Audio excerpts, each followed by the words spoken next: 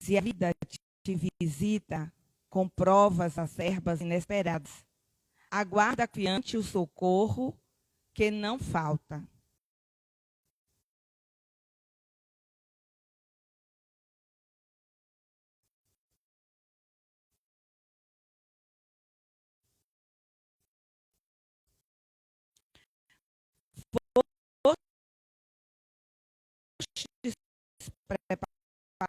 Preparado para esse momento. E este dia, temer ao calor interno do forno que transforma a massa, conferindo-lhe sabor.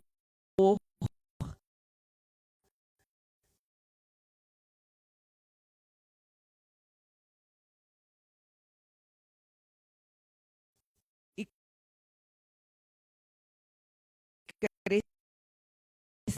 crescimento. Ama as tuas lutas, infinita. Irmãos, ou irmão, descansa no Senhor e nos afetos que te animam e preenche o coração e aguarda confiante. Deus reserva-te o melhor. Nossos mentores, o nosso guia espiritual e todos aqueles trabalhadores desta casa possam estar nos intuindo, nos fazendo repensar, refletir sobre as nossas dores, as nossas alegrias, as nossas perdas, as nossas vitórias, para que assim, tomando consciência, possamos avançar no terreno do processo evolutivo. Que assim seja.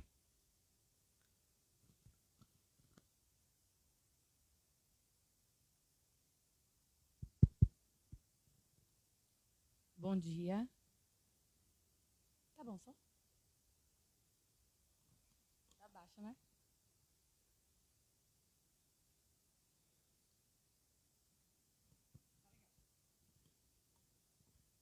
Oi? Tá melhor, né? Tá. Bom dia, gente. O nosso tema de hoje são provas, expiações e resgates coletivos. Então, eu escolhi esse tema porque eu acho que é algo que a gente sempre precisa refletir, né? É engraçado que acaba sendo algo que vem acontecendo muito, né, agora, na atualidade, com esses terremotos que vem acontecendo, mas foi assim, acho que não existem coincidências, né? Mas quando eu escolhi o tema que eu fui falar para a Sandra, foi mais porque eu estava assistindo a série da Boate Kiss e eu comecei a pesquisar sobre o tema, né? Fiquei muito interessada sobre isso. Eu digo, gente, a gente já falou tanto sobre isso, eu já tinha pensado sobre isso, né? Sobre aquele incêndio na boate. E aí eu assisti na série logo quando foi lançada, tal, voltei a pensar sobre isso. E aquela coisa, eu até comentei outro dia, assim, porque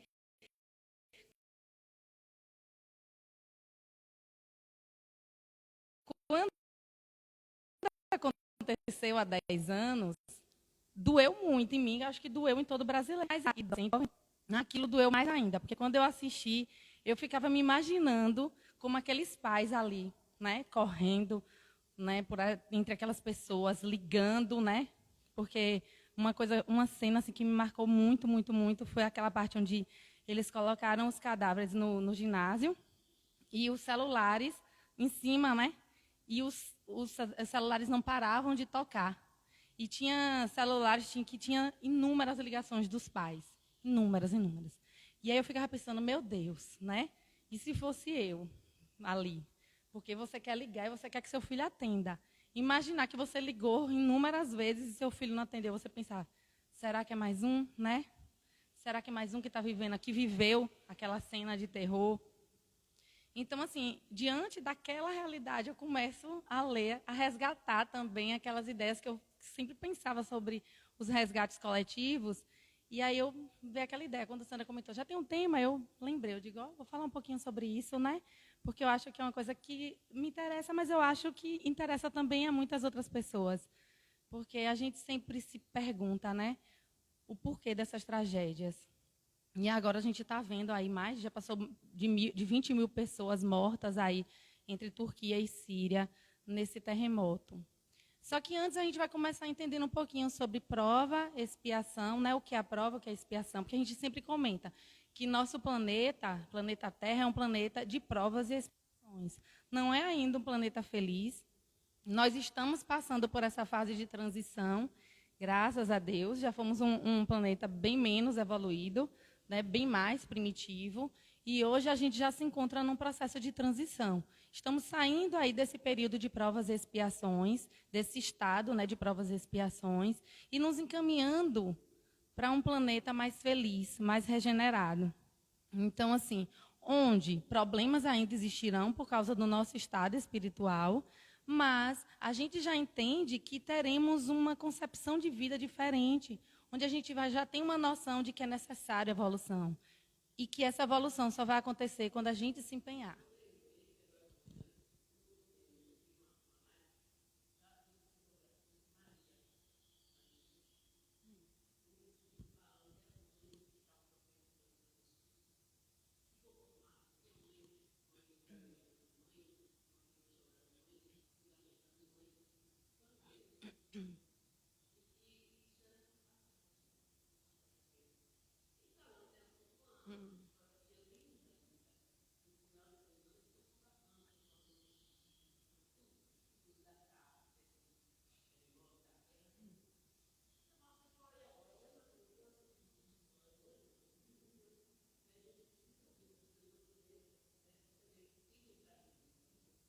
E é verdade.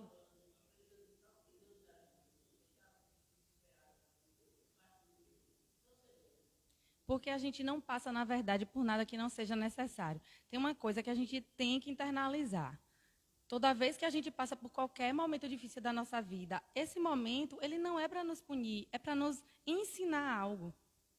E às vezes a gente perde tanto tempo reclamando, o tempo todo, né, pensando, mas por que eu estou passando isso? Eu não sou merecedor, eu poderia, porque fulano tem uma vida melhor do que a minha. Então, assim, a gente passa tanto tempo, às vezes, reclamando, sem perceber, naquele momento, o que é que aquele momento está trazendo para mim de aprendizado. Porque nenhum momento que eu vivencio na minha vida, ele chega do nada, sem trazer algum aprendizado, sem tentar buscar trazer esse aprendizado para a minha vida.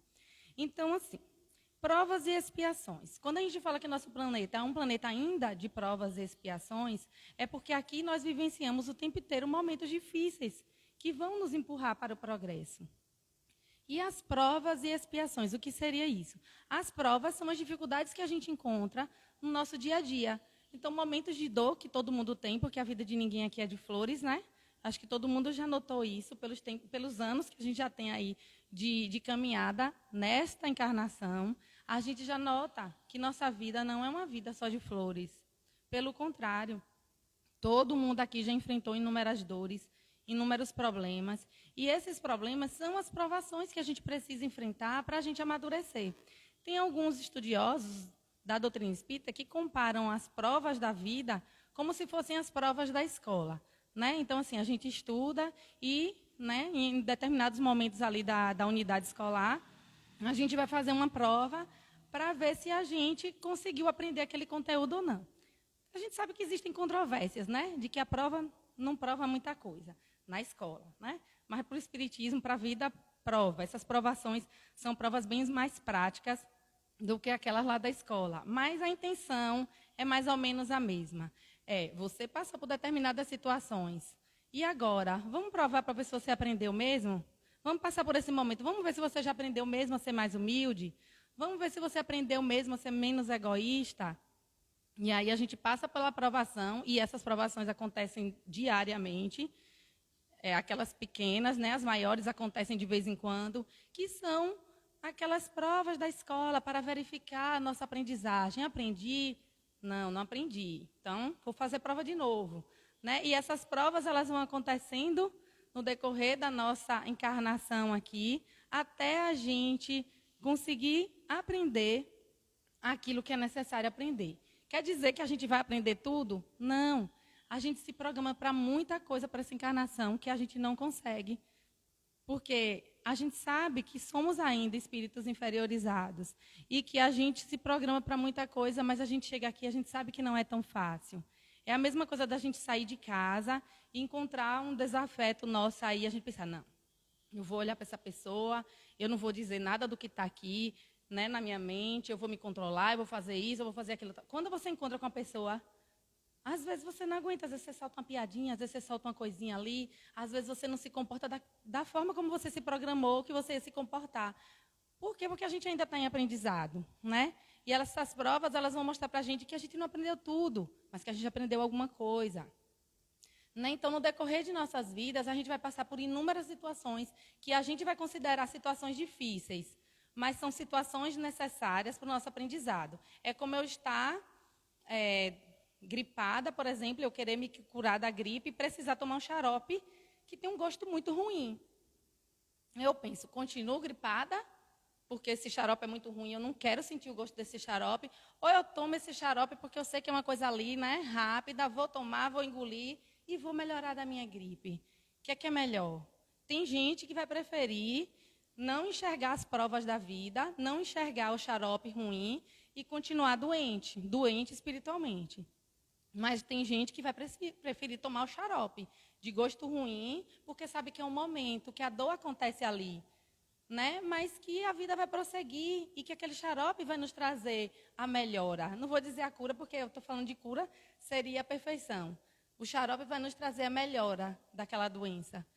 A perfeição a gente não vai conseguir aqui ainda, nessa encarnação, porque o Cristo já dizia, né, que a felicidade ainda não é deste mundo. A felicidade é uma felicidade relativa. O 100%, né, da perfeição, a gente só vai conseguir à medida que a gente vai reencarnando e aprendendo cada vez mais. Porque o tempo que a gente passa aqui ainda é muito curto para todos os aprendizados que a gente precisa, né, para a nossa evolução. E a expiação? O que seria a expiação? A expiação aí já é uma dor que é mais intensa. É uma deficiência, né? É uma doença degenerativa. São dores maiores que a gente precisa enfrentar. E essas dores, elas chegam para a nossa vida, não chegam por acaso. Você não é um escolhido por acaso para passar por aquilo, não. A gente enfrenta aquilo que a gente precisa. Então, aquela pessoa que vai nascer com uma deficiência, que vai ter que enfrentar uma doença degenerativa aqui, com certeza, isso é uma consequência do passado. Porque quando você já nasce com a deficiência, o mal não foi causado aqui nessa existência. Foi causado em outra existência, em outra encarnação. Mas a gente precisa passar pela dor para a gente se recuperar. E, a gente voltando lá para a Bíblia, o Cristo disse, né, que ninguém sairá daqui até que seja pago o último ceitil. Então, nós aqui, nessas encarnações, nessas indas e vindas, a gente vai passando pelas dores que a gente precisa passar para a gente amadurecer. Então, a doutrina espírita, ela nos mostra inúmeros casos de pessoas que precisaram vivenciar uma reencarnação expiatória para evoluir. Eu trouxe até esse livro aqui, Ação e Reação, para mostrar para vocês que tem inúmeras histórias, várias. E aqui a gente vai ver histórias tanto de expiação, como também de resgate coletivo. E aí eu vou relembrando algumas, quem já conhece o livro pode até me ajudar aí nos detalhes das histórias. Mas, por exemplo, aqui fala de um caso de um jovem. Na verdade, ele nasceu com o corpo todo disforme. Ele não falava, ele não andava, ele era surdo, mudo. E ele vivia apenas com uma mãe na zona rural de um município, numa situação de extrema pobreza. E, na verdade, assim, né, esse capítulo é um capítulo todo do livro contando um pouco da história dessa família, que é a mãe e o filho. A mãe, ela estava bastante doente e ela era uma família que era acompanhada por um grupo de espíritos, relembrando que nós não estamos sozinhos, que cada um aqui de vocês, cada um de nós aqui, nossa reencarnação é acompanhada por um grupo de espíritos. Nós não chegamos aqui do nada, passamos anos planejando essa reencarnação aqui e não planejamos sozinhos. Tivemos o acompanhamento da nossa família espiritual, que nos encaminhou para essa família terrena que nos recebeu, para nos ajudar nesse processo evolutivo. Então, às vezes vocês estão lá, naquele momento difícil da vida de vocês, ou às vezes até doentes, E eu acho que acontece com todo mundo, já aconteceu comigo, e eu acho que acontece, talvez a gente nem lembre. Mas quantas vezes nosso espírito é retirado do corpo durante a madrugada e a gente é tratado de alguma doença que a gente nem imagina. Que foi o que aconteceu com essa senhora chamada Poliana, que os espíritos são chamados para ajudar, porque eles percebem, eles acompanhavam a encarnação dessa família aqui, e eles percebem que ela estava cada dia mais debilitada, porque não é fácil, né, cuidar de um jovem com tamanha deficiência, com um corpo tão disforme. Ele dependia totalmente dela e era uma família muito pobre. E eles acompanhavam e tal, e ela já vinha desenvolvendo um problema de saúde, só que ela estava cada dia mais debilitada. E eles percebem, né, o mentor espiritual dela e o dele, do rapaz, que ela ia desencarnar. Só que ele ainda precisava da mãe. Aquele rapaz ainda precisava muito da mãe. Então, eles vêm, os espíritos vêm aqui, os mentores, junto com esse grupo de espíritos, para ajudar essa mãe a melhorar daquela enfermidade, porque ela precisava ainda passar mais tempo aqui. E eles vêm ajudar.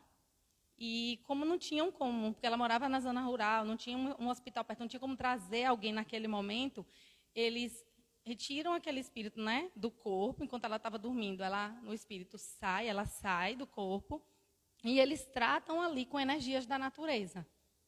Tratam, amenizam aquela dor. Depois, eles fluidificam a água dela. Uma outra coisa interessante, viu que ela botava sempre um copinho de água do lado da cama. Eles fluidificaram aquela água e ficaram induzindo ela a sentir sede. Né? Aqui na região da garganta, eles ficavam o tempo todo emanando energias para que ela se lembrasse de que era necessário beber água. Ela acorda, sente sede, bebe água, e aquela água estava fluidificada. E ela sente uma melhora. Mas, assim, a história de expiação não é dela. Ela é a história da mãe que reencarnou para cuidar. Porque, na verdade, ela e esse filho, eles tinham já uma ligação do passado, de muitas coisas erradas. Há mais de séculos aí, no capítulo, André Luiz fala que já havia quase 1000 anos que ele vinha nesse processo, reencarnando, caindo, né? Cometendo muitos crimes e tal. E ela acompanhou ele por muitos anos. Porém, ela conseguiu, né, acordar mais cedo. Ela percebeu que era necessária a melhora. Ela percebeu que era preciso nessa transformação moral. E ele ainda não. E nessa última encarnação deles aqui, ela, né, aceitou vir como mãe dele e cuidar dele. E aquele corpo disforme nada mais era do que aquele espírito que reincidia no mal. Por muitos anos, por muitas vezes que reencarnava. E engraçado que quando André Luiz, ele pergunta, né, aos instrutores por que, né, que aquele espírito estava passando, porque naquele corpo ali existia evolução, nascer num corpo como aquele. E os espíritos falam que aquilo ali era uma proteção divina, porque ele estava tão preso ao mal, que quando ele reencarna naquele corpo disforme, que ele já não podia andar, falar, ouvir, era uma forma dele se acolher, dele parar, né? Dele se acolher naquele corpo que não podia se movimentar e trabalhar a sua mente. Acontece que ele ainda não tinha noção. Quando eles pararam para escutar os pensamentos dele, eles perceberam que ele não tinha nem noção daquela encarnação. Que ele estava ali ainda se imaginando numa encarnação anterior, onde ele era um barão, que ele ali cometia inúmeros crimes e tal. E ele, na cabeça dele, ainda estava imaginando que ele estava ali dando ordens para as pessoas fazerem o que ele queria.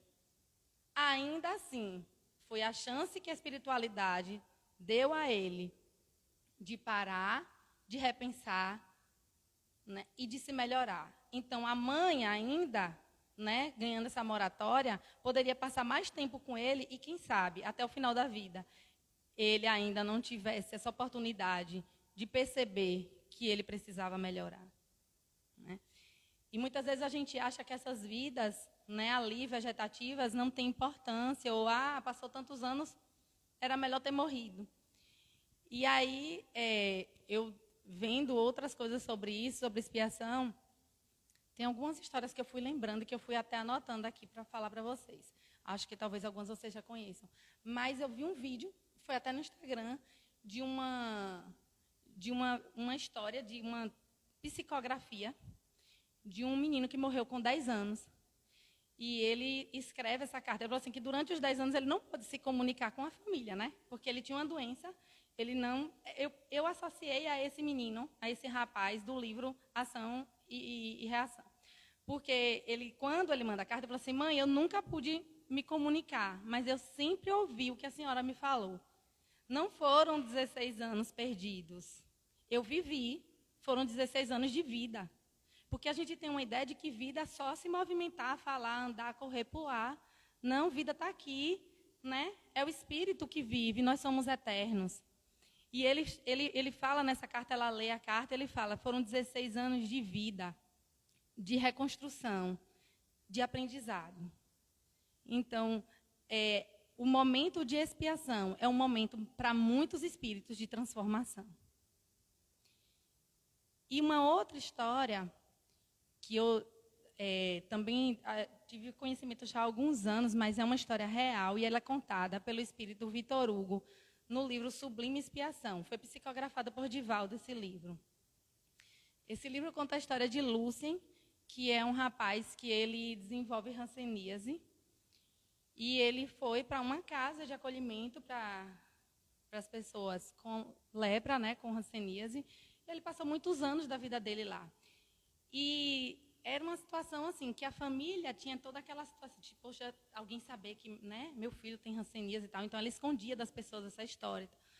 E nessa casa, eles acolhiam, tratavam, quando a pessoa estava melhor, eles tentavam reintegrar essas pessoas à sociedade. Isso aconteceu aqui no Brasil.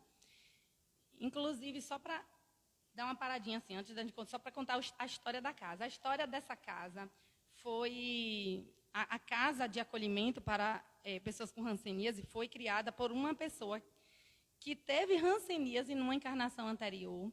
A história dele é contada numa trilogia que tem aqui no centro, inclusive, acho que para vender, se eu não me engano, não sei se quem está na livraria deve saber, que é o livro Perdoa. Um dos livros é Perdoa, que eu não lembro de todos, é Jesus Gonçalves. E Jesus Gonçalves, ele conta a história de vida dele em 3 encarnações dele, tem uma trilogia aqui no centro. E, na última encarnação, ele desenvolve hanseníase, ele foi abandonado numa floresta. Ele não era vítima, gente, ele fez muitas coisas ruins. Ele foi abandonado lá, teve hanseníase. Só que ele percebeu que o que mais faltava para as pessoas com hanseníase era o amor e o cuidado. E ele reencarna aqui no Brasil, num período em que não tinha tratamento, e ele cria essa casa para pessoas com hanseníase. E Lúcien, ele é acolhido nessa casa.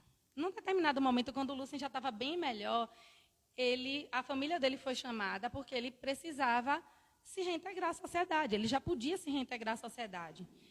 E quando a família foi chamada e tal, os pais então resolveram construir um quartinho no quintal e tal. E num determinado dia, a mãe dele foi visitar ele, levou um bolo para ele. E ele, feliz, porque ia voltar para casa. E ele tinha um gatinho, que ele amava esse gatinho, ele ficava sempre com esse gatinho, né, no quarto dele. Ele já estava tão bem que ele ajudava as pessoas que chegavam na casa em situações difíceis, né, com hanseníase. Então, eu lembro que ele teve um dia que ele chegou uma moça passando mal e chamaram ele. Ele tinha tirado um pedaço para ele, o bolo, e o outro pedaço ele deu para o gatinho dele. E ele foi ajudar aquela pessoa que estava chegando. Ajudou, ficou lá, era uma situação difícil e tal. Ele voltou. Quando ele voltou, o gatinho estava caído no meio do quarto. Que ele olhou, o gato estava morto. E ele, meu Deus, o que será que aconteceu, né? Na agonia, ele esqueceu o bolo lá, foi chamar os médicos e tal. E o gato passou por um processo de exames e descobriram que o gato foi envenenado. A última coisa que o gato tinha comido era o bolo.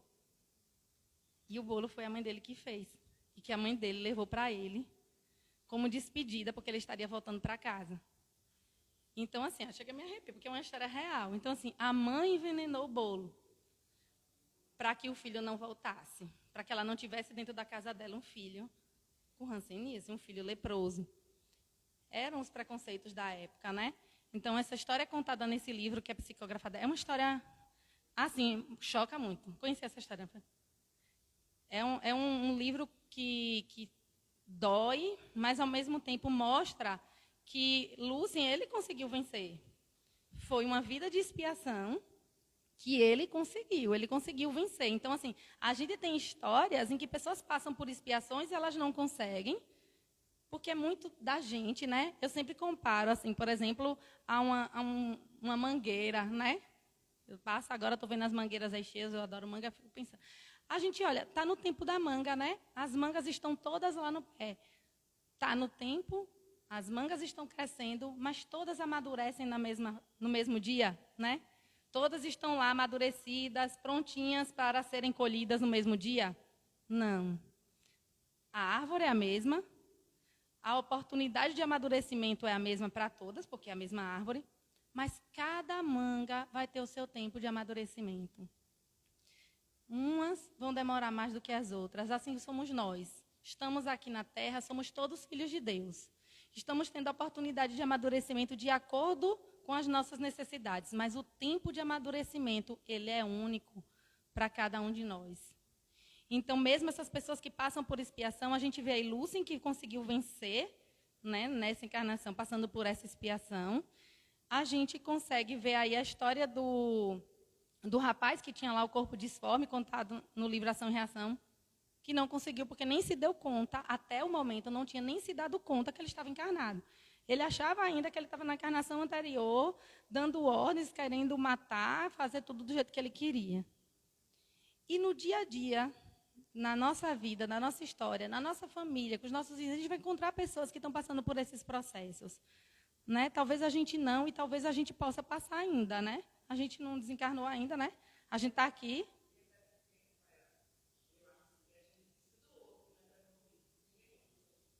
Isso.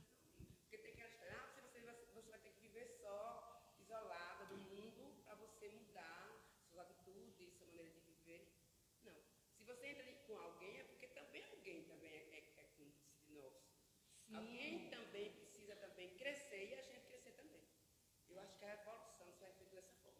E o que está faltando a gente é isso mesmo, essa falta de empatia, essa falta de respeito, essa falta de ver o outro, né? De amor, de querer passar por cima do... Estava passando com o Temão, com uma mensagem, passa para ela, que ela disse que é amor, a mensagem. E a gente começou a discutir sobre isso. Ou então, ou a gente, esse hospital da alma, essa coisa da melhora da alma. Se todo mundo tivesse conhecimento e procurar ver tudo isso, eu acho que as coisas vão se encaminhar direitinho. É verdade. Mas porque é difícil, é muito difícil. Não é que eu não queira fazer minha parte, eu quero fazer minha parte. Eu procuro fazer minha parte. E procuro também passar isso para alguém. Mas nem todo mundo faz isso. Aí fica complicado, né? É difícil. É porque a evolução é difícil mesmo. Vejam aí as duas histórias. Uma história que era a Poliana e o filho, né, com deficiência.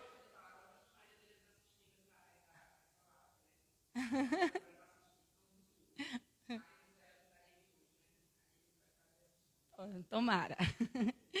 E aí a gente vê, nesses dois casos, a gente pode ver isso. Ó. No caso de Poliana, com o filho, né, que lá disforme, com aquela deficiência, a gente viu um caso de uma mãe que conseguiu evoluir e o filho que ainda estava nesse processo. No segundo caso, que é a história contada no livro Sublime Expiação, que é de Lúcia, a mãe, Lúcia conseguiu, mas a mãe... Não, uma mãe que manda um bolo envenenado, né, para o filho, ela não estava conseguindo. Mas eles tinham ligações do passado, porque ninguém chega aqui sem nunca ter encontrado essa pessoa, né? Meu filho não nasceu de mim sem eu nunca ter, do nada, né? Surgiu. Agora não. A gente tem experiências longas com os nossos familiares, com as pessoas com quem a gente convive, de outras e outras e outras encarnações. Então, esse envolvimento aqui, esse encontro aqui, ele pode ser um encontro prazeroso, porque pode ser um encontro de afinidades, ou não. O encontro familiar também pode ser um encontro cheio de dores, porque a gente pode estar se reencontrando com pessoas que são nossos desafetos do passado. Mas não estamos juntos com essas pessoas à toa. Estamos aqui para nos reconstruirmos, né, enquanto espíritos eternos que precisam evoluir junto com essas pessoas, aprender a perdoar e aprender a pedir perdão.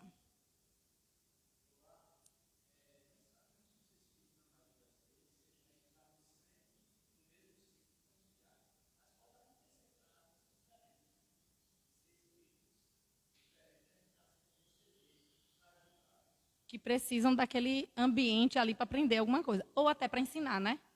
Ou até para ensinar, verdade. mas que existe todo um preparo para esse encontro, né? Que existem anos ali de preparo para esse encontro, de pais que quando dormem, né, vão ao encontro dessas crianças ou desses espíritos para preparar essa chegada, para que até essa mãe consiga, esse pai também consigam receber essa criança e dar todo o amor que essa criança precisa. Deixa eu ver se tem mais alguma coisa, que eu vou anotando aqui as coisas para eu ir me lembrando, viu, gente? Eu passo a semana toda aqui anotando as minhas notas, para eu não esquecer. Bom, sobre as provações, que muitas vezes a gente fala assim, mas quem é pobre vive as provações da pobreza, mas quem é rico tem uma vida boa. A riqueza também é uma provação, né? A gente acha que a vida do rico é sempre maravilhosa, mas a gente sabe que não. Tem as dores que as pessoas que têm uma vida mais abastada também carregam. Então, quando a gente fala de provas, primeiro, uma coisa, até que eu anotei aqui, as nossas provas são escolhidas, a não ser aqueles espíritos que estão tão enraizados no mal, que eles não têm condições de escolha, que eles precisam reencarnar, e até nesse caso, como eu contei do jovem, né, que reencarnou, que não tinha nem noção da sua encarnação, não foi uma escolha, foi uma necessidade. Mas nós, os espíritos dizem que, em sua grande maioria, nós escolhemos a vida que nós vamos ter aqui e o nível de provações que nós vamos passar. Então, a gente muitas vezes reclama, acha que a gente não é merecedor, mas a gente escolheu. E se a gente não escolheu antes da encarnação, a gente provocou aqui. Por quê? É uma outra coisa que a gente precisa também. Não existe determinismo. O Espiritismo nos mostra, na verdade, que não existe determinismo nas nossas encarnações. O que quer dizer isso? As coisas não estão determinadas. Tipo, com 2 anos você vai viver isso, com 3 anos você vai passar por isso. Na sua vida você vai fazer isso, você vai casar com fulano, você vai fazer isso. Não. Existem programações, mas a gente muda muito essas programações no decorrer das nossas existências. Então, claro, tem coisas que a gente vai precisar passar? Sim. Por exemplo, no dia que chegar a nossa hora de voltar para o plano espiritual, ou no dia não vou dizer no dia, mas quando a gente tiver que voltar, a gente vai precisar voltar. Pode ser até uma queda no banheiro. Então, assim, não vou sair de casa, nunca vou viajar de avião, nunca vou fazer isso, porque senão eu vou morrer. Vai morrer do mesmo jeito, né? Se não cair do avião, cai da cadeira, bate a cabeça e morre. Então, assim, né? Quando a gente tem que voltar para o plano espiritual, a gente vai voltar independente da gente fugir dessa morte. Tem uma história que é uma história que também assim, me chamou a atenção, que foi o caso de um casal que não foi para a Boate Kiss. Quem assistiu, eu não sei se... Agora eu não lembro se estava na série ou se eu vi isso em outro lugar. Mas que tinha um casal, a menina ela fazia parte da turma de agronomia, era uma das organizadoras da festa, da boate, a festa que aconteceu na boate. E no dia da festa, o namorado dela acordou dizendo que teve um pressentimento, que eles iam morrer no acidente, que ela não fosse para a festa, que eles não iam para aquela festa. E ela ficou meio sem jeito, né, porque ela fazia parte da organização da festa, mas ele insistiu tanto, eles não foram. E aí eles acharam, tá vendo? Se a gente vai se e tal. Uma semana depois, o rapaz estava se mudando para Santa Maria. Né? E uma semana depois, eles foram na cidade dele buscar algumas coisas para mudança. E no meio do caminho, o carro bateu, e acho que num caminhão, e eles desencarnaram. Então, tipo assim, a gente imagina, a gente às vezes foge tanto, com tanto medo desse dia, ou, né, de acontecer alguma coisa de forma trágica e tal, mas se a nossa experiência for para viver algo de forma trágica, isso vai acontecer na nossa vida. Vejam quantas pessoas... Pode falar.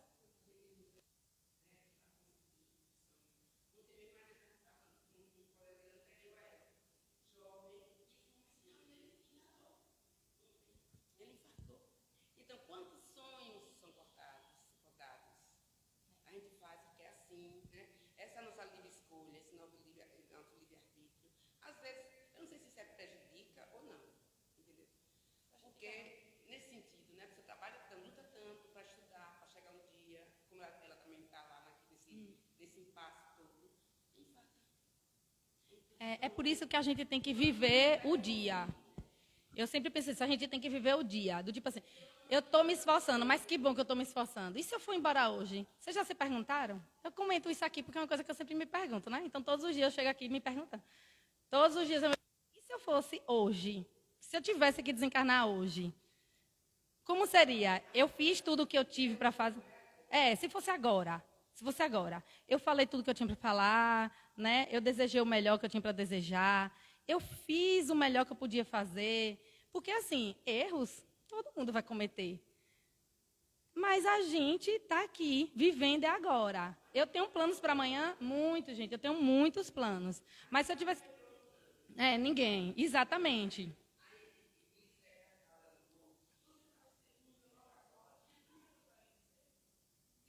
Por isso que a gente não tem que deixar para amanhã o que a gente tem para dizer.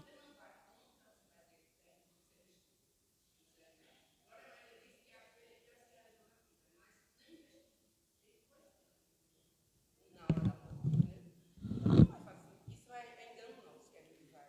Com certeza. Eu li o história de Paulo Franco, ele ia pegar o avião.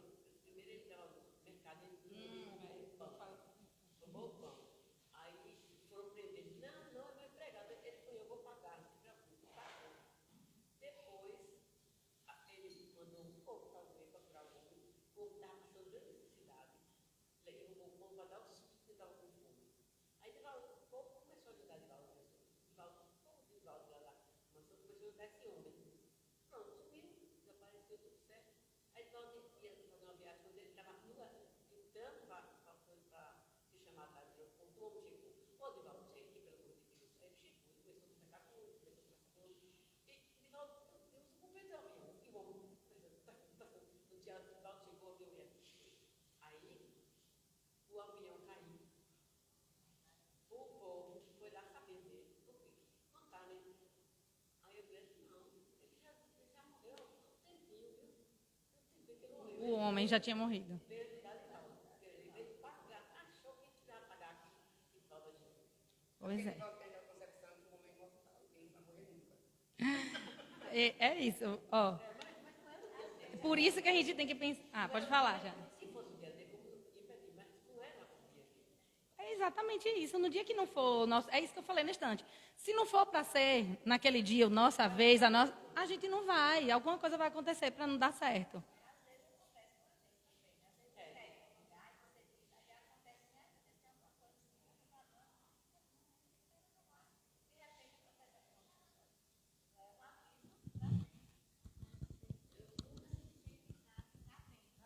Pois é. Já dizia minha avó, que você tem que fazer hoje, você deixa para amanhã.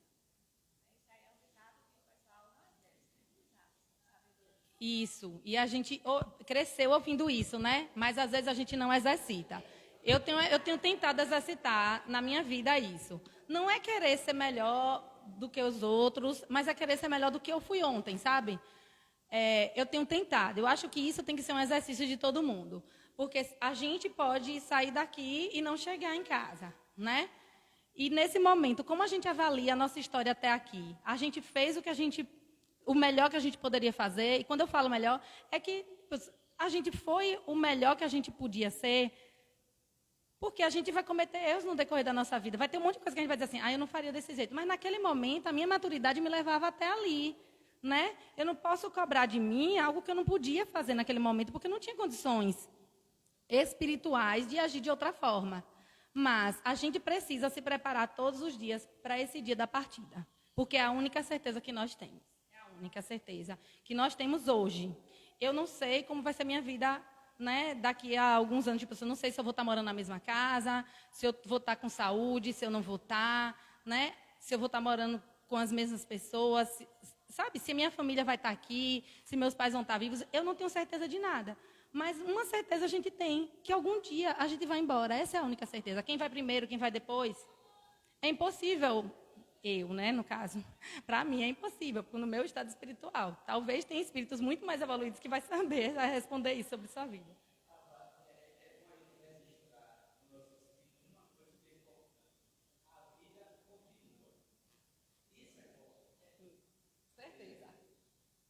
a gente também não leva culpas, né? Entender que o nosso momento foi esse, que a gente vai ter a oportunidade de fazer diferente depois.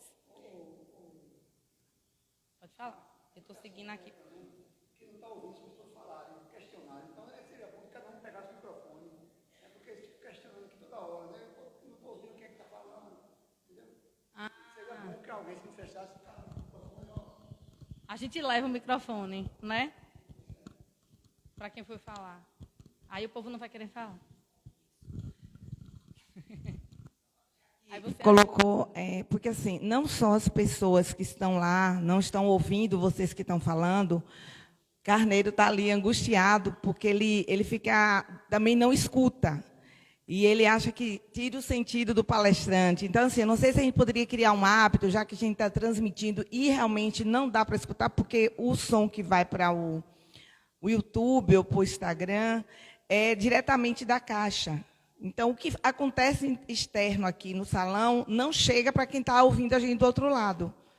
Certo? Então, assim, se a gente pudesse conter um pouquinho, deixar o palestrante falar, né, e a gente criar um hábito da gente talvez deixar 10 minutos, acho que o Jurandir fez isso a semana passada, foi, né, no final a gente daria o microfone para quem quisesse colocar alguma coisa, perguntar, acrescentar, concordar, discordar, não sei. Mas para a gente organizar um pouquinho, porque quem está do outro lado realmente está dizendo que não está ouvindo, pensa até que cortou a transmissão, e quem está também que não escuta direito também não consegue escutar. A Carneiro estava ali angustiado, me falando toda hora. Só um pedido para que a gente deixe a Rafa concluir, e no final a gente pega o microfone e coloca para quem quiser. Tá bom? Então tá. Já eu gosto, mas assim, claro que a gente tem que pensar em quem está, né, do outro lado, que não está ouvindo. E acrescenta muito, né?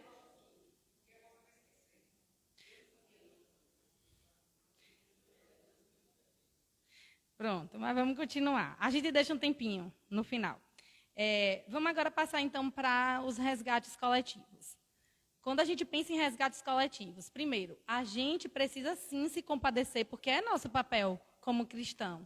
E é o nosso papel enquanto aqui, né, reencarnados. Aquele que não vivenciou esse resgate não existe só para quem morre ali, só para quem desencarna ali. Ele existiu para que o planeta evoluísse. E o planeta evolui todos juntos.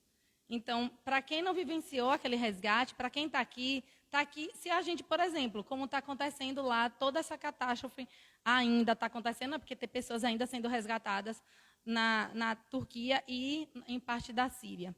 Então, assim, a gente não está lá, mas a gente pode fazer orações por esses espíritos desencarnantes, né? Quem está lá é a solidariedade, despertar essa vontade de ajudar, de estar lá, de ajudar. Mas, para quem precisa desencarnar nesse momento, gente, precisamos sempre ter em mente de que ninguém é vítima. Todo mundo passa pelo que é necessário passar, né? Em qualquer situação de nossas vidas, o que a gente vive é necessário. Então, por que acontece um resgate coletivo? São pessoas que se reúnem antes e que programam esse resgate. Espíritos estão lá, preparados para ajudar no resgate de quem desencarna.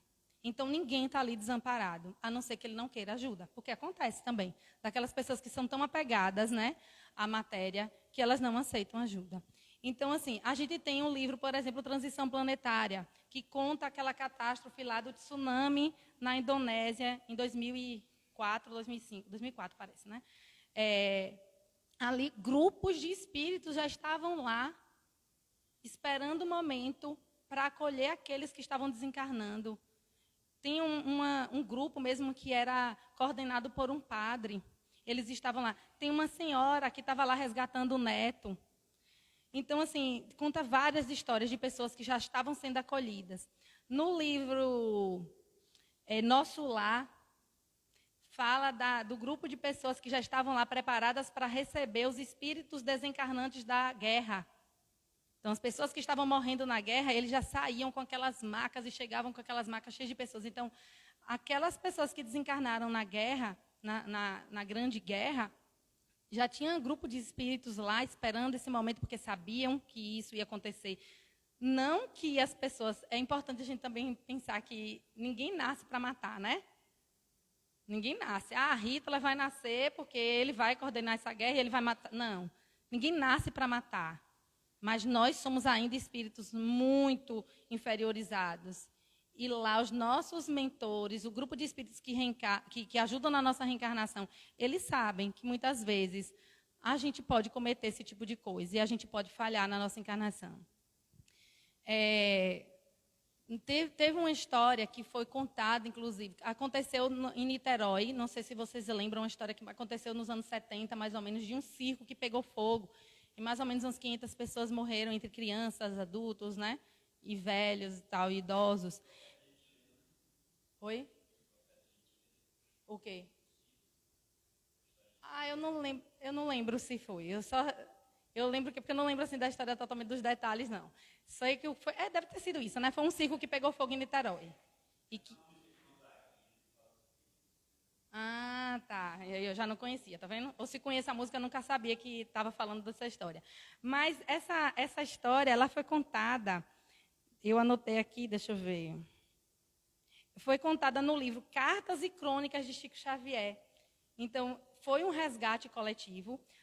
Foram pessoas. Quem foram aquelas pessoas que desencarnaram no incêndio daquele circo?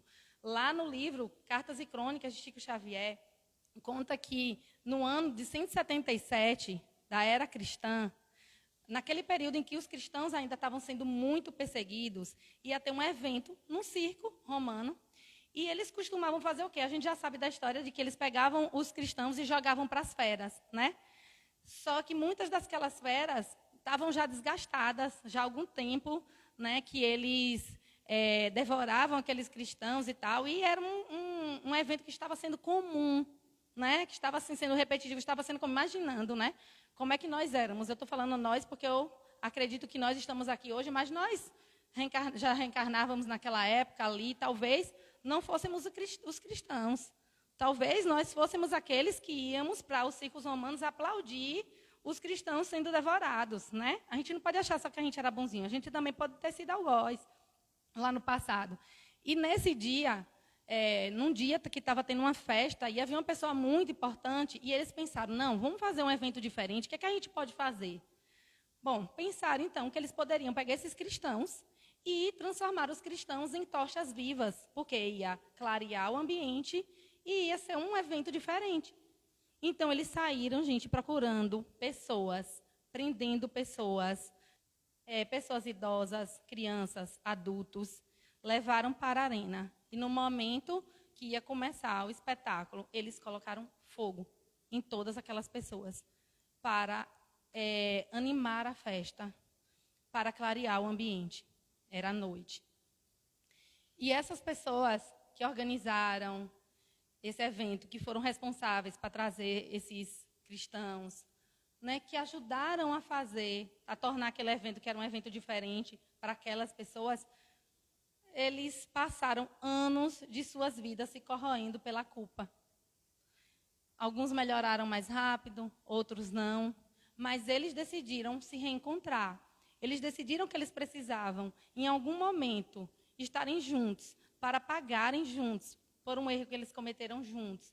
Então, é importante a gente também lembrar que quando a gente fala de resgate coletivo, né, as pessoas estão resgatando o tempo inteiro os seus erros. Mas o resgate coletivo são aqueles crimes que foram cometidos de forma coletiva. E muitos se decidem vir juntos e pagar por isso juntos.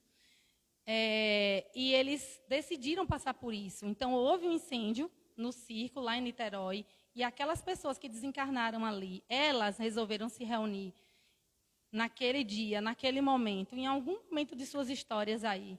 E naquele dia elas estavam juntas. Então, aquelas pessoas que morreram ali naquele incêndio são pessoas que estavam pagando pelos seus erros, estavam resgatando os seus erros de lá, né, do passado, no ano de 177 da era cristã. E a gente pode pensar, poxa, mas que dor, que sofrimento. Muitos deles voltam e falam, ali foi uma libertação. Aquela dor foi uma libertação. É como aquela história que eu falei lá do xarope amargo. Né? Foi um momento, é um momento diante da eternidade. Nós somos espíritos eternos. Pode doer muito essa noite, mas amanhã, né, essa dor ela pode ter sido amenizada e a gente se liberta daquilo que a gente carrega durante séculos. Uma outra história que também foi contada aí pelos livros espíritas, teve o caso do edifício Joelma, que foi aquele edifício em São Paulo que, né, pegou fogo durante 4 horas. Tem um filme, eu esqueci agora o nome do filme, mas tem um filme que conta uma história. E tem um filme agora que eu esqueci, Andar Alguma Coisa. É o número do andar que a moça que desencarna, ela conta a história dela, né? Mas, na verdade, esse livro, um livro que fala sobre isso é Diálogos dos Vivos. E ele fala que grande parte daquelas pessoas que morreram ali, porque também não quer dizer que todo mundo estava naquele evento no passado. Não, tem pessoas que também precisavam passar por aqueles resgates ali, vêm, né, estão juntos ali por algum outro motivo. Mas grande parte daquelas pessoas, nesse livro é contado que que na Guerra das Cruzadas, eles encurralavam pessoas, os prisioneiros, e colocavam fogo, encurralavam as pessoas em algum ambiente, fechavam esse ambiente e colocavam fogo nessas pessoas. Então, muitas dessas pessoas que morreram lá, né, no incêndio do prédio Joelma, eram pessoas que lá na Guerra das Cruzadas, juntas, encurralavam e incendiavam pessoas. E decidiram passar por essa experiência, por esse resgate, para se libertar da dor que muitas vezes carregaram por muitos anos.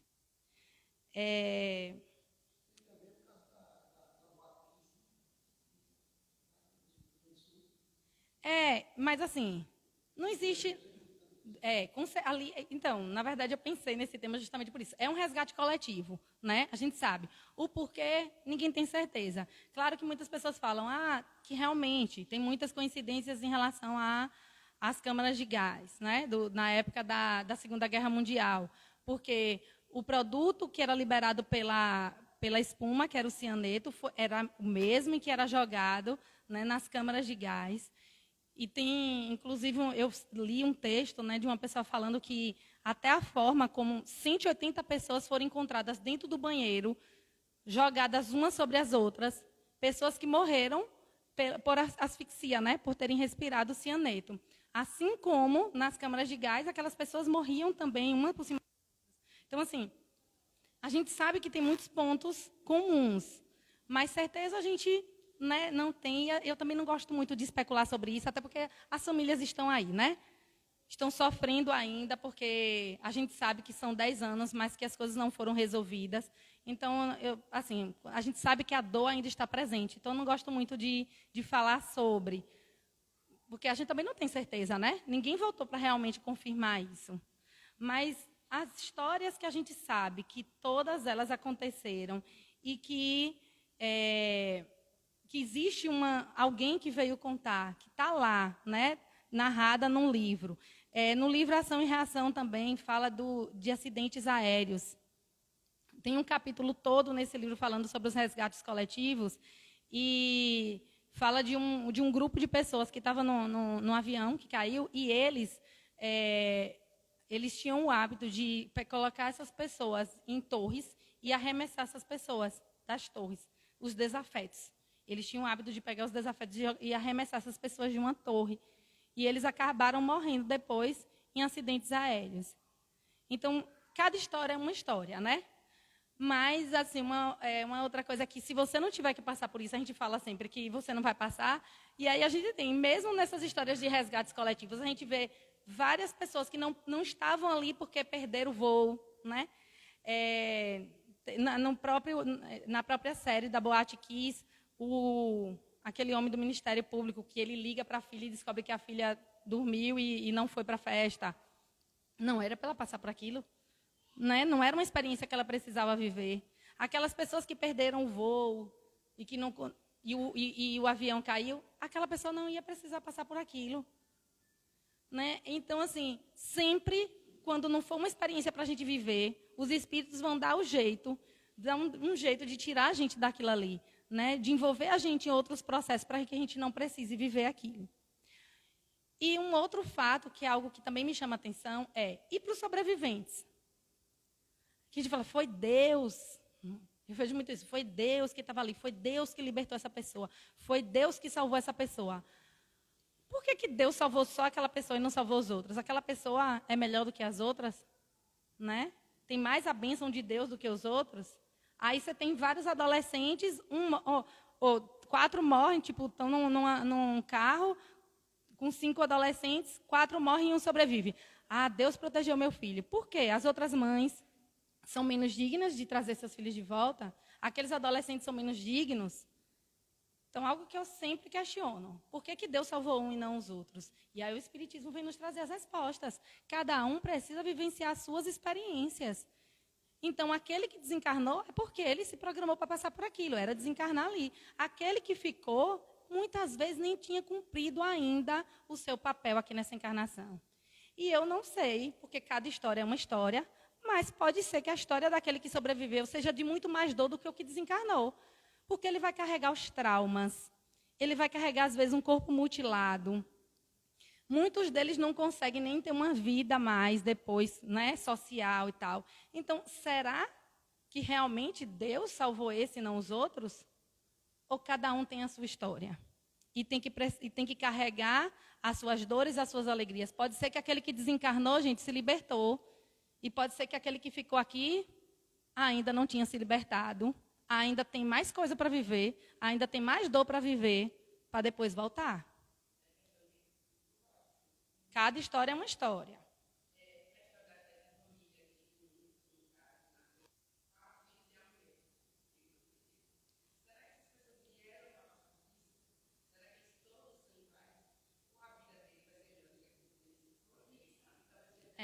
Cada história é uma história, né? E assim, tipo, você reencarna para passar por um problema, por uma morte trágica, um exemplo. Você não nasce para dizer assim, alguém vai me matar quando eu tiver 20 anos. Não, ninguém nasce para alguém matar, porque senão alguém nasceu para matar, né? Alguém nasceu para ser assassino. Não. Você nasceu para passar por uma morte trágica. Agora, como essa morte vai acontecer? Aí, gente, é a história da bala perdida. Não existe bala perdida. A bala perdida, ela nunca aconteceu, ela nunca foi perdida. Ela encontrou a pessoa que precisava passar por aquela experiência ali da morte trágica. Você nunca está no lugar errado. Não existe o acaso. Você nunca está no lugar errado. Você nunca está na posição errada. Você está na posição e no lugar que você precisa estar para vivenciar aquela experiência. Quando uma pessoa está na porta de casa, sentadinho, olhando na rua, como eu vi um vídeo na internet, veio um homem bêbado e bateu no portão da casa dessa pessoa. A pessoa estava sentadinha lá e morreu. Ela estava sentadinha na porta de casa, de uma cidade do interior, que não tem muito movimento.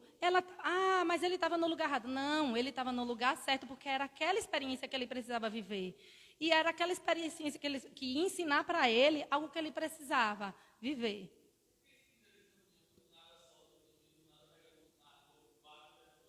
Pois é, então a gente está sempre no lugar certo para viver a experiência correta. E ao invés da gente reclamar, vamos pensar, e o que é que essa experiência está tentando me ensinar mesmo? E o que é que eu preciso aprender com isso mesmo? Né? O que é que isso de que forma isso pode transformar a minha vida?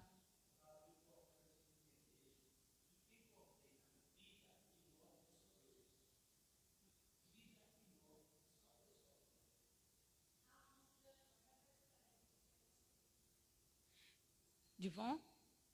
Não, que Ivone está falando que só quem coordena a nossa vida é Deus. E é isso. Né? Nós precisamos, eu não digo que é aceitar com comodidade, mas é a gente aceitar com resignação, procurando entender de que forma aquilo pode transformar alguma coisa em nós. E só para falar rapidamente aí do terremoto que aconteceu. Então, já passou de 20 mil pessoas que desencarnaram. Mas eu vi o caso de um homem que isso aí viralizou na internet, né? De um homem que está com a roupa de trabalho, né? De serviço, sentadinho no meio dos escombros, segurando a mão da filha. O prédio caiu, tudo foi esmagado e ficou a mãozinha dela para fora. Ele voltou para casa, provavelmente, eu não sei como é a história, mas eu criei essa história aqui na minha mente. Provavelmente, ele estava voltando do trabalho, né? Chegou em casa, procurou a casa, tudo derrubado, o prédio no chão. Mas ele pode ter reconhecido a cama da filha, porque dá para ver o pedaço da cama, e a mãozinha dela para o lado de fora. Era tudo que ele tinha. Ele sentou por horas por horas, segurando a mão dessa criança. E ali ele ficou. Gente, a fisionomia, a forma como ele senta, é pura dor. É pura dor. A gente pensa, qual é o resgate maior? Pode ter sido dele, que ficou, que viu a família toda esmagada. E pode ter sido que esses espíritos hoje estejam se sentindo libertos, sejam pessoas que estão se libertando de algo que já fizeram. Mas sabe aquela sensação de que, quando a gente passa por uma coisa muito difícil que a gente consegue vencer, a gente diz, poxa, eu consegui. Pode ser que hoje essas 20 mil pessoas, eu não vou dizer 20 mil porque cada um está no seu estado evolutivo, mas vamos dizer aí que 10 mil pessoas estejam hoje olhando para si e dizendo, poxa, consegui, né? Venci, passei pelo que eu tinha que passar, estou aqui, né? E quem ficou? Quem ficou, a gente que está aqui ainda remoendo. Como é que 20 encarcerados nesse corpo que se arrasta, né?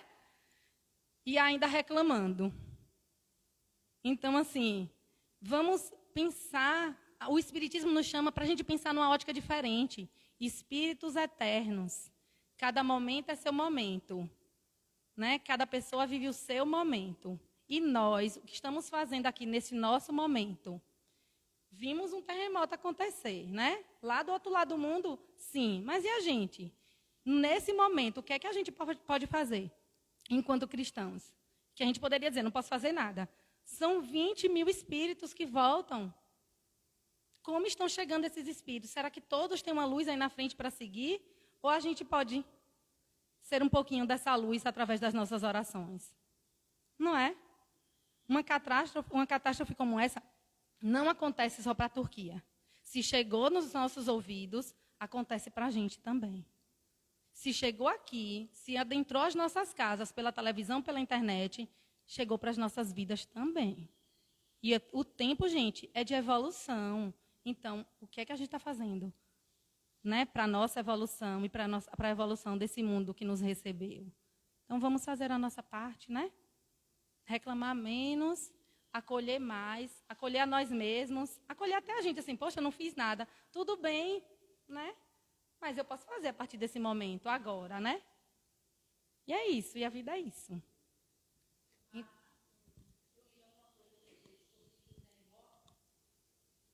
Ela fala o seguinte, qual é o nosso papel que não está passando por essa aprovação? É não ser indiferente. É como você falou, se ela está chegando até a gente tem pelo menos que ter sentimento diante das pessoas. E outra coisa também, eu não lembro se foi um livro ou foi um texto, quando você falou em provas, eu me lembrei, guardei para falar no final, a respeito da nossa preparação ao dormir. Porque as provas, elas podem ser modificadas, vai depender do nosso comportamento. Então, para isso, como a gente passa um dia, a gente, como você fala, né, é muito tumultuado a vida de todo mundo. Então, muitas vezes a gente não para refletir e sintonizar com o alto, com Deus. Então, assim, esse momento, na hora de dormir, na hora de acordar, é fundamental, porque a gente se desliga do corpo. Então, a partir do momento que você desliga do corpo, você tem que pedir a Jesus, pedir a Deus que você saia e vá para uma escola, aprender, ou então entre em sintonia com os espíritos mais elevados. Verdade, né? Vamos nesse momento, assim, no momento que Sandra for fazer a oração, vamos tentar, né, um pouquinho a gente se concentrar nessas energias que chegam até nós, as melhores energias, porque elas podem ser distribuídas para o mundo, gente. A gente pensa que a gente só consegue atingir a nossa casa, né? A gente consegue atingir muito mais, porque pensamento é energia, e a energia viaja, e a gente pode chegar em muitos lares, em muitas casas, até daqueles que não desencarnaram, mas que estão sofrendo, como esse pai, que ficou lá horas e horas segurando a mão de uma filha esmagada, né? Então, a gente pode fazer uma oração e acolher esse pai com os nossos pensamentos e as nossas energias. Muita paz para todos. Mais alguém gostaria de acrescentar, perguntar, comentar? E mais importante também, Rafa, não só para esse pai, para a gente, essa imagem que você trouxe aí, mas na hora eu fiquei pensando, quando eu vi essa imagem, eu vi do pai segurando a mãozinha, né, que viralizou nas redes, eu pensei também naquela própria espírito que estava ali esmagado, aquele corpo esmagado e que tinha um espírito, e que naquele momento podia estar ali ainda preso ao seu corpo. e precisava daquele pai ali, né, segurando na mão e orando, com certeza ele deve ter orado, e outras pessoas devem ter orado e pode ter libertado esse espírito que estava ali ainda preso. Rafa trouxe, né, ação, reação, e eu vou só lembrar que, eu lembrei que nós estamos estudando obras póstumas, e eu acho que foi a semana passada, acho que foi, Everino. Para vocês verem que desde o momento Kardec já traz essa preocupação, né, com esse tema. E tem assim, expiações coletivas. Só vou ler um trechinho aqui de uma pergunta que Kardec fez, e um espírito de uma mulher, da Clélie, respondeu. Eu não vou dar a resposta. Quem quiser pode pegar o livro, né, quem estiver em casa. É o capítulo 20 da primeira parte do Obras Póstumas. Diz assim, a pergunta de Kardec. O Espiritismo nos explica perfeitamente a causa dos sofrimentos individuais, como consequência imediata de falta cometida na existência presente ou expiação do passado. Mas, uma vez que cada um não deve ser responsável, senão pelas suas próprias faltas, explicam-se menos nas infelicidades coletivas, que atinge as aglomerações de indivíduos, como, por vezes, toda uma família, toda uma cidade, toda uma nação ou toda uma raça, e que atinge os bons como os maus, os inocentes como os culpados. Kardec traz essa pergunta e tem a mensagem, a resposta do Espírito. E depois tem as considerações, novamente, de Kardec, né? Então, é longa, mas assim, é muito interessante. Quem tiver o livro em casa, pega esse capítulo 20, dá uma lida, para a gente poder ver o quanto é importante e necessário fazermos a nossa parte e entendermos um pouco, não que a gente queira que isso aconteça, que bom seria que essas expiações coletivas não fossem mais necessárias no nosso planeta, né? Mas elas ainda acontecem, porque Rafa deixou bem claro aí para a gente. Eu vou só lembrar aqui, essa semana, nós vamos estar tendo aqui no nosso irmãos aqui vizinhos em Salgadalha, a Semana Espírita de Salgadalha, que tem como tema Saúde Mental e Espiritismo. Começa amanhã, dia 13, né, às 19 horas, lá presencialmente. Eles vão estar transmitindo também, né, pelo Instagram do centro. Teremos amanhã Iromã, Bruno vai estar também, Jurandir, Paula Rosemai e Elcio Menezes. Então, vai ser de segunda, são 5 dias. Segunda, terça, quarta, quinta e sexta. Ok? Se alguém puder participar e um desses dias, seria interessante. Tá bom? 19 horas, lá em Salgadalha. Viu? Eu vou jogar a programação no grupo do CELAV, para quem quiser se inteirar mais, né? E quem sabe dar uma chegadinha lá para prestigiar a Semana Espírita dos nossos irmãos aqui bem próximos de nós. Vamos fazer a nossa prece final. Eu gostaria de pedir a alguém, você viria, senhorita Norma, fazer a prece final, por favor?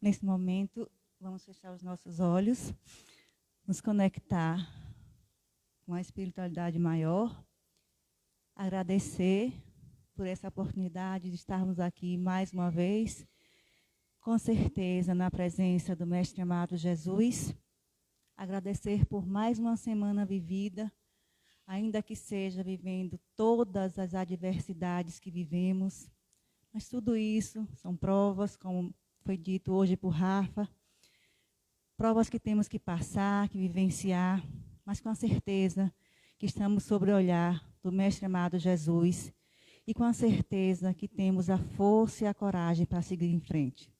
Mestre amado, nós te agradecemos por termos família, termos um lar, termos um trabalho, termos força e coragem, saúde.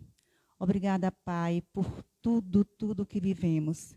Dai-nos, Senhor, coragem, dai-nos resignação, Dai-nos, acima de tudo, Senhor, o senso da caridade, para que possamos olhar pelos nossos irmãos, não só os que estão perto de nós, aqueles que fazem parte do nosso laço de família, mas da grande família universal. Pai, fazei com que todos nós, um dia, olhemos por todos, que nos conscientizemos que somos família, família igualitária, e que tenhamos todos nós o direito de ter o pão de cada dia, o acalento de um lar e a alegria de termos a amizade de todos, a compaixão de todos e a caridade de todos. Pai nosso que estais nos céus, santificado seja o vosso nome. Venha a nós o vosso reino, seja feita a vossa vontade, assim na terra como no céu. O pão nosso de cada dia dai-nos hoje. Perdoai as nossas ofensas, à medida que perdoamos aqueles que nos ofendem. E não nos deixeis cair em novas tentações, mas livrai-nos de todo mal. Porque vosso é o reino, o poder e a glória para sempre. Vamos em paz para casa, peçamos ao Mestre Jesus que nos acompanhe hoje e sempre. Que assim seja.